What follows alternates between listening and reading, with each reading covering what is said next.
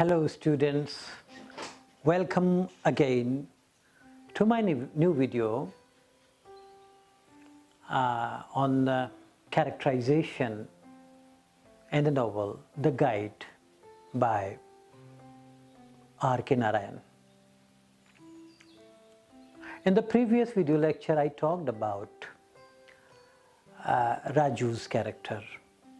Raju drifted from one role to another, unintentionally, unknowingly. And I also talked about Rosie, why he married Marco, why she left him, why she went back to him, why she felt a kind of remorse for living with Raju, for, you can say, for her adultery, all these things. In this video lecture, I'll again talk about the characterization, in this novel. Narayan's characterization is realistic and lifelike. Narayan is satisfied with his ivory inch, and he, like Jane Austen, portrays only a limited type of people, you can say. His characters are drawn with a convincing psychological consistency. His characters are not inconsistent. He also gives details of their traits, of their manners, of their habits. Mr. Sampat, in another novel by the same name, may not be as full of life as Mr. Pickwick or Mr. Micawber, but we understand him. Narayan's psychological grip enables him to draw complex characters in a better way. Raju is not only a sinner, he is also a saint. If he can cheat, he has his moments of generosity too. The same Raju who forged the signature of Marco becomes a spiritual guide. Narayan's characters may fall into three categories. First, there are simple characters who can very easily be seen through, like Swami, like Chandran. They are weak characters and they are hesitative throughout. They lack self-confidence. They do not act, but they are acted upon. They don't have their decisions. Secondly, there are more intricate and complex characters, such as Raju, such as Mr. Sampat. They are unpredictable. They are unconsiderate. They are selfish in their actions. Money and sex are their preoccupations. They are preoccupied with money and sex. They are not unredeemed villains. In fact, they repent for their misdeeds at the end. Thirdly, there are odd characters, usually given minor roles, but they are highly amusing characters. Like Dickens, Narayan is also fascinated by eccentric, inhuman character.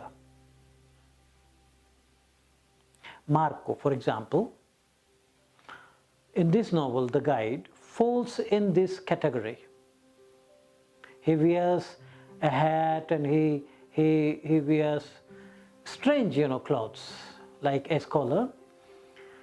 Women characters are also divided into two groups. We can divide the women characters also, the traditional one and the fashionable one.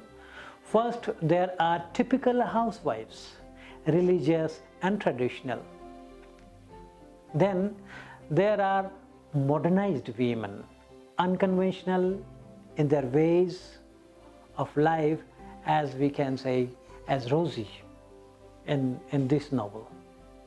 Rosie is a modernized character, whereas Raju's mother is a traditional person, as a traditional woman. She can't go hand in hand with Rosie. Her lifestyle is different. Rosie's lifestyle is different. So in all her novels, like Vendor of Seeds, we see a traditional mother and a modernized, fashionable, or you can say Western daughter-in-law. This is the broad division we find in the novels by Narayan. These characters, populate Narayan's novels and make them interesting, make them lifelike, make them real. When we read Narayan's novels, we feel as if we are meeting with persons whom we can find anywhere. They are made of flesh and blood. They are lifelike, they are real. They are dynamic, they are not static. Like Raju, his character, is dynamic. He enters from one role to another role without knowing. This happens with all of us also. We enter from one role to another throughout our lives without consciously planning about it. And at the end of our lives, we find that we are completely changed, that we are different from what we were in our childhood. So this makes his characters real.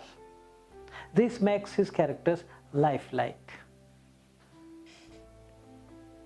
And this makes his novels like, as if we feel as if this is the story of someone living in our neighborhood.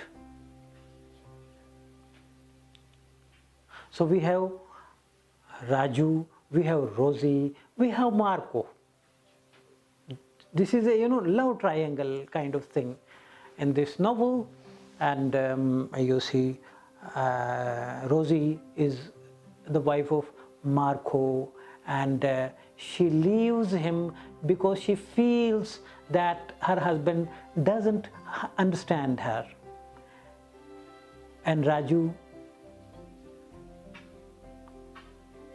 feels, Raju can understand that she is not happy with her husband.